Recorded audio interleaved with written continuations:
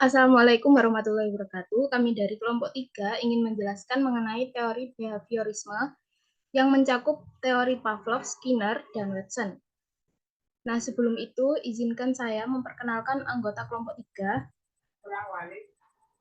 yaitu yang pertama, saya sendiri dengan 3 digit NIM terakhir 024, kemudian Taskia Aulia Putri dengan NIM terakhir 005, kemudian Nurul Fadila dengan 3 digit NIM terakhir 062. Oke, langsung saja ke pembahasan pertama, yaitu mengenai teori Pavlov yang dikenal juga dengan nama teori pengkondisian klasik.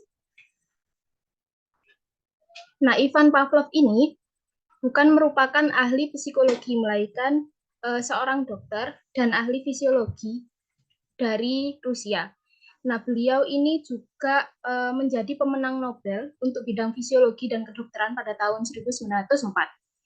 Nah, beliau ini penemu konsep atau teori mengenai pengkondisian klasik saat meneliti tentang sistem pencernaan pada anjing.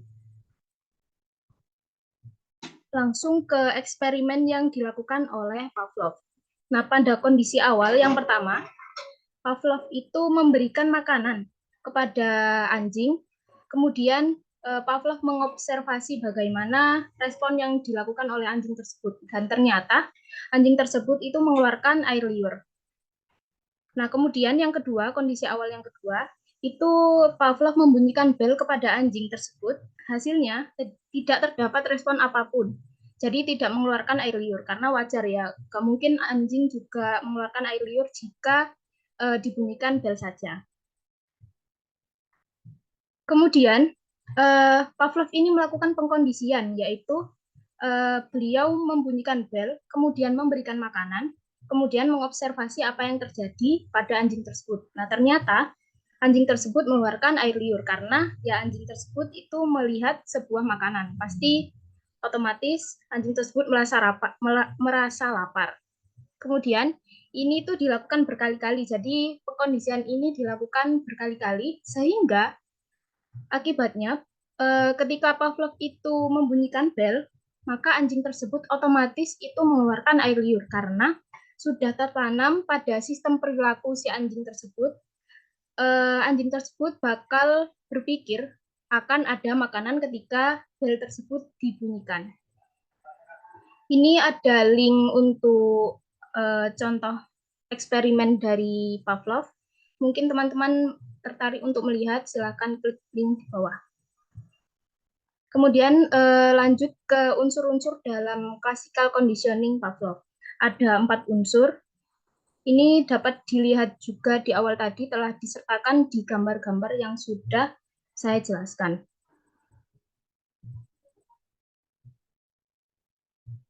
Kemudian kita akan bahas gimana sih cara Pavlov itu bisa menciptakan sebuah respon yang terkondisi atau conditioned respon. Intinya Pavlov itu melakukan sebuah prosedur training berkali-kali, yaitu selama pengkondisian itu mulai dari membunyikan bel, kemudian memberikan makanan, kemudian diobservasi anjingnya, ternyata anjingnya mengeluarkan air liur. Nah, di sini itu terbentuk sebuah kebiasaan. Suara bel yang normalnya tidak dapat memunculkan respon, tiba-tiba dapat membuat anjing tersebut itu mengeluarkan air liur. Nah, karena suara bel tersebut telah dipasangkan berkali-kali dengan pemberian makanan. Jadi otomatis di dalam pikiran si anjing tersebut akan otomatis kayak berpikiran bahwa oh makanan akan datang gitu. Akibatnya anjing mengeluarkan air liur. Kemudian gimana sih contoh implementasi atau realisasi dalam pembelajaran?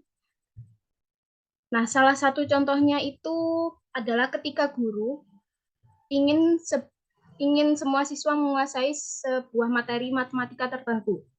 Nah, guru itu harus memberikan sebuah stimulus atau rangsangan seperti memberikan nilai tambahan ataupun pujian ataupun hadiah kepada siswa agar siswa itu terbiasa untuk semangat belajar, berlomba-lomba untuk mendapatkan hadiah tersebut.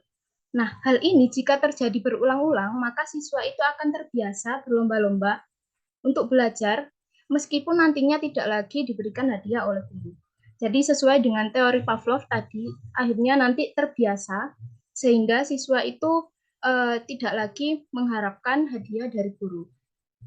Selanjutnya akan dijelaskan oleh Pastia mengenai teori Skinner.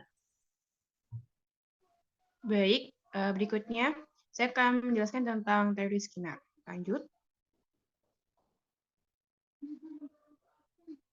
Oke, lanjut, Mai. Oke, B.F. Skinner ini sebenarnya juga dikenal sebagai father of operant conditioning atau pengkondisian operan melalui eksperimennya yang terkenal dengan nama Skinner box. Jadi di dalam Skinner box, jadi dalam box ini itu Skinner memberikan menguji tikus sebagai sampelnya dengan memberi semacam dua press atau tombol gitu. Nah, satu tombolnya itu akan mengeluarkan makanan dan satu tombol lagi itu akan memberikan semacam sengatan listrik atau kejutan listrik gitu. Jadi nanti si tikus ini nanti akan mengetahui tombol mana yang akan mengeluarkan makanan dan tombol mana yang akan mengeluarkan kejutan listrik karena dia melakukannya secara berulang-ulang sehingga itu akan tertancap di dalam memorinya untuk menghindari tombol yang mengeluarkan kejutan listrik seperti itu.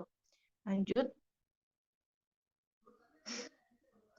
Nah, apa itu operant conditioning atau pengkondisian operan? Jadi, sebuah proses pembelajaran di mana kemungkinan perilaku tertentu itu ditingkatkan atau dikurangi melalui penguatan positif atau negatif setiap kali perilaku tersebut ditampilkan, sehingga subjek mulai mengaitkan kesenangan atau ketidaknyamanan dari penguatan dengan perilaku tersebut. Jadi, di operant conditioning ini tuh nggak hanya kita ngasih kayak semacam nilai semacam award atau pujian kepada siswa ya, mungkin cara-caranya mungkin bisa juga dengan mengurangi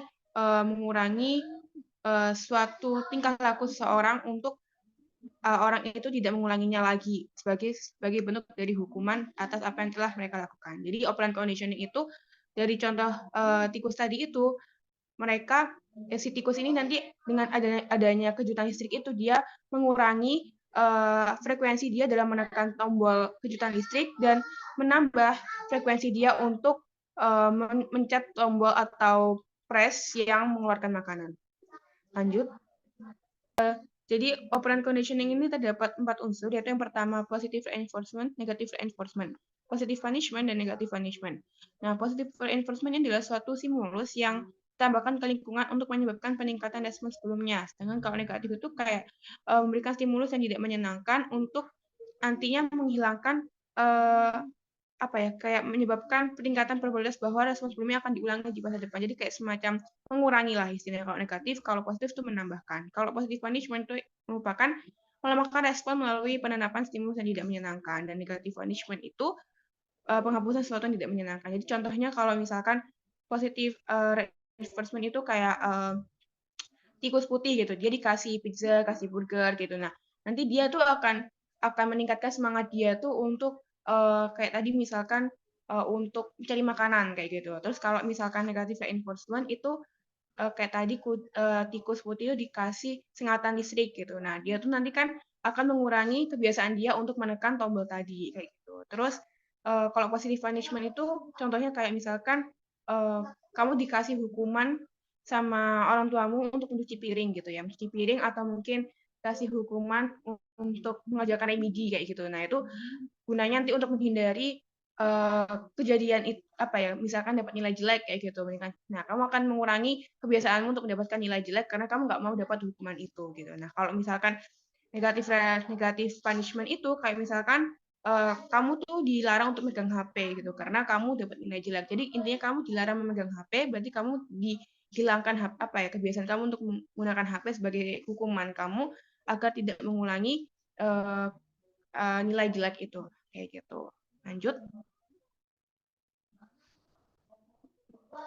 Nah, ini contoh-contoh penerapannya ya bisa dilihat sendiri. Itu tadi salah satu juga contoh dari kehidupan sehari-hari kita kayak gitu. Oke, lanjut. Nah, realisasi dalam matematika yaitu kalau reinforcement adalah pemberian reward kepada siswa dapat mengerjakan dan menjelaskan soal matematika dengan benar. Kemudian kalau yang ini secara positif ya, kalau yang secara negatif itu peralihan metode pembelajaran matematika dari yang dimulai dengan rumus-rumus konteks jadi rumus menjadi konteks kerumus gitu. Kemudian kayak kemudian kalau yang punishment itu pemberian remedial kepada siswa untuk mendapatkan nilai rendah ketika ujian, dan yang kedua adalah perlu tidak mengizinkan seorang siswa untuk mengikuti ujian apabila belum menuntaskan tugas yang diberikan kayak gitu. Nah, lanjut. Oke, Baik, selanjutnya. selanjutnya yakni teori behavioristik yang dikemukakan oleh Watson.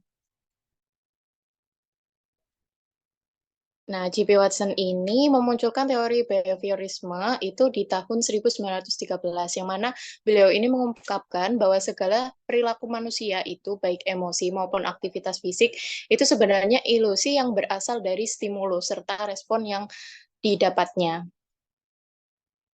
Next. Nah, jadi J.P. Watson ini pernah melakukan sebuah eksperimen, namanya itu eksperimen Little Albert. Jadi Albert ini adalah anak tersebut yang berusia 9 bulan. Nah, pada saat dia berusia 9 bulan, si Albert ini diberikan sebuah tikus putih.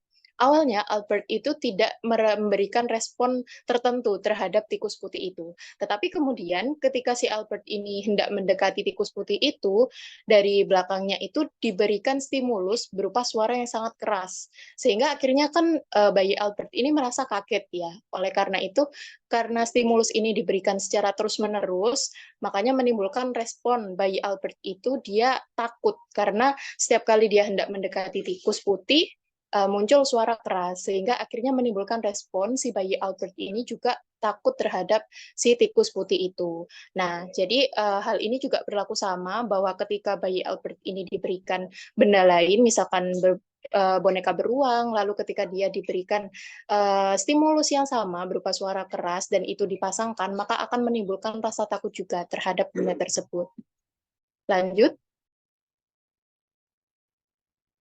Nah, jadi hubungan antara stimulus dan respon ini sangat ditekankan oleh teori Watson ini. Jadi Watson itu menyimpulkan bahwa kemampuan seseorang di suatu bidang itu tidak bergantung pada faktor genetik, kecenderungan bawaan, ras, tetapi dia terbentuk dari pengaruh lingkungan, dari stimulus dan respon tadi. Nah, misalkan pada eksperimen tadi, jadi faktor yang mempengaruhi tingkat kecemasan atau ketakutan pada diri seseorang itu yang pertama yakni dari pengalaman buruk yang secara intens itu bisa menimbulkan rasa takut. Contohnya seperti bayi Albert tadi. Lalu ketika kita menghindari suatu perilaku atau suatu hal itu terlalu sering, maka itu malah akan memperkuat rasa takut itu sendiri. Lanjut. Nah, maka dari itu, realisasi dalam pembelajaran matematika, hal yang sebaiknya dilakukan oleh guru matematika, itu berdasarkan teori Watson ini, yang pertama yakni fokus terhadap perilaku yang bisa diamati. Misalkan kita sebagai guru saat menerangkan materi, itu di tengah kita menyampaikan materi, kita melempar pertanyaan kepada siswa.